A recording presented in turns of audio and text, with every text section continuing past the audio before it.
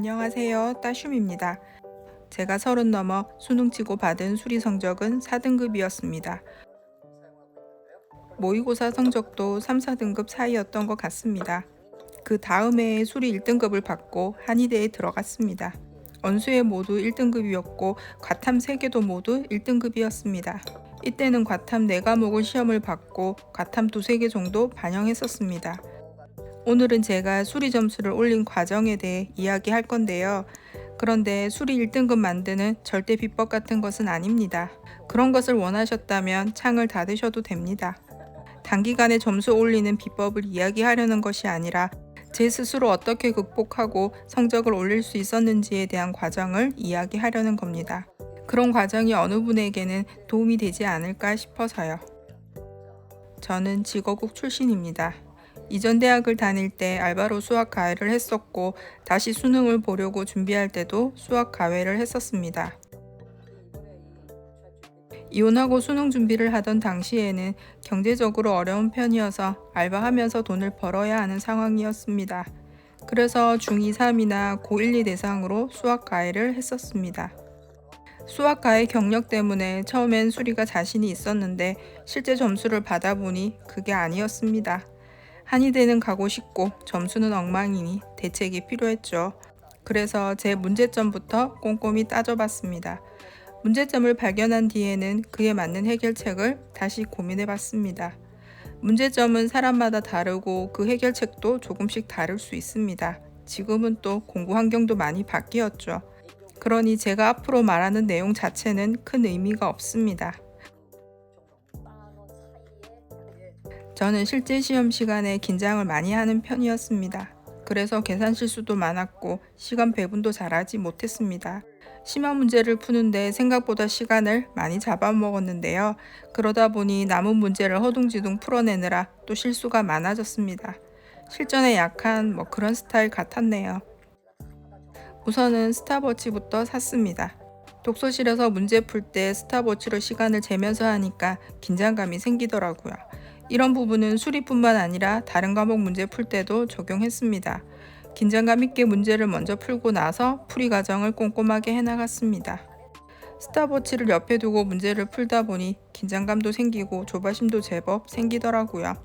그런 긴장감 속에서 실수를 줄여나가는 연습을 해나갔습니다. 처음엔 당연히 실수도 많고 잘 안 되긴 했습니다. 그래도 계속 노력해야죠. 정해진 시간 안에 시간 배분도 알맞게 하려고 하고 쉬운 계산이라도 다시 확인하려는 습관을 길렀습니다. 8절짜리 수학 문제집을 많이 풀어봤습니다. 시간 내에 계산 실수 없이 푸는 연습을 하려고요. 문제 수준은 그렇게 좋지 않았던 것 같았지만 시간 배분과 계산 실수 때문에 몇 개월 동안 그렇게 풀어봤던 것 같습니다.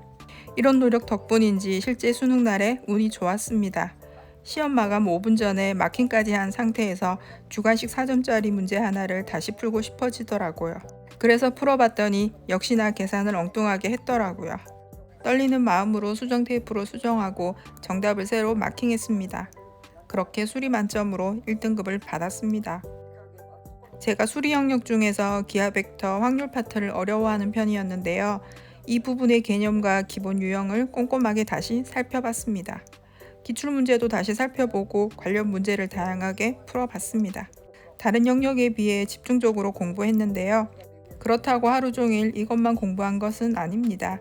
원래 계획표대로 공부는 해나가면서 하루에 한두 시간 정도 더 할애해서 잘 안 되는 영역을 파고들었습니다. 저는 공부의 리듬감을 중요하게 생각하는데요. 계속 이어지는 리듬감요. 안 되는 영역만 공부하다 보면 오히려 잘 되는 영역까지 까먹는 것 같더라고요. 아무튼 그렇게 노력하다 보니 시험에서 기하 벡터, 확률 관련 문제가 나오면 뒤로 미루던 제가 이제는 해볼만 하겠다라는 생각이 들더라고요. 잘 안 되었던 영역의 문제에 자신감이 생기기 시작했습니다. 그렇게 제 단점을 조금씩 클리어해 나가는 느낌이었는데요. 그렇다고 성적이 갑자기 막 올라가지는 않습니다. 계속 고민하고 해결해 나갈 수 있도록 자꾸 애를 써야 합니다. 그러면 어느 순간 레벨업이 되면서 점수로 나타나기 시작합니다. 또 다른 문제점은 고난이도 문제에서 많이 헤매고 있다는 것이었는데요. 그만큼 시간도 많이 잡아먹고 다른 문제 푸는데도 영향이 컸습니다. 그래서 기출문제나 다른 문제집에서 만나는 심화 문제의 경우 답이 맞았든 틀렸든 계속 고민했습니다. 무엇을 묻고 싶어서 이렇게 문제를 냈을까 하고 출제자의 의도를 파악해 보기도 했고, 더 쉽게 문제를 풀 수는 없을까 하고 다른 풀이법도 고민해 보기도 했습니다. 어느 과목이나 출제자 의도를 제대로 캐치하면 문제를 빠르고 정확하게 풀게 되더라고요. 또 유명 인강쌤들의 풀이도 참고하기 시작했습니다. 경제적인 문제 때문에 무료 인강 위주로만 듣고 있었는데요. 하원 딱 한 과목만 10만 원 주고 매가해서 인강을 듣긴 했습니다.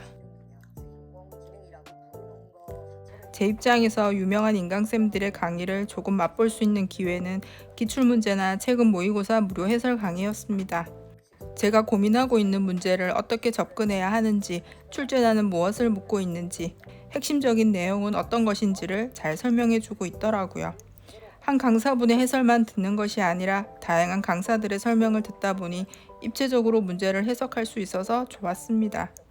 해설 강의를 이해만 하고 끝내는 것이 아니라 체득할 수 있는 부분은 시험 문제를 풀 때 잘 적용할 수 있도록 노력하고 또 노력했습니다. 제 나름대로 이래저래 용을 쓰면서 노력한 과정이 보이시나요? 저는 이러한 과정을 이야기하고 싶었습니다. 성적을 올리는 비법이나 일타 강사 인강도 중요하겠지만 그것보다 더 중요한 것은 스스로에 대해 잘 알아야 한다는 것입니다. 본인의 문제점을 잘 파악하고 그에 맞게 해결하려고 부단히 노력해 나가야 합니다. 제가 수능 공부하면서 잘했다고 생각하는 점은 오로지 나에게 집중하며 꾸준히 공부해 나갔다는 점입니다. 생각보다 공부가 쉽지 않지만 살다 보면 공부만큼 쉽고 정직한 것은 없다고 생각합니다. 남은 기간 화이팅 하시기 바랍니다.